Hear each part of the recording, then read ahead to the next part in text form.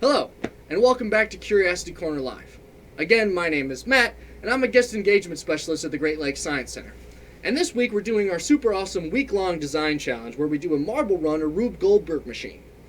And earlier today, which is a follow-up to, so if you haven't seen it already, go back to our 10:30 video, we discussed balance and the science of balance and how seesaws work.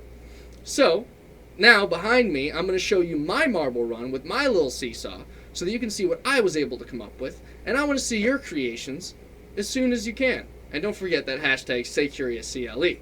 Alright, let's see some marbles.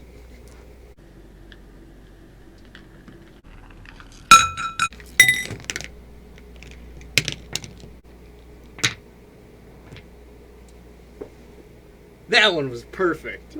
Awesome. So, that's my marble run and my little teeter-totter thing. And my question to you guys is, can I please see all your awesome creations with our hashtag StayCuriousCLE?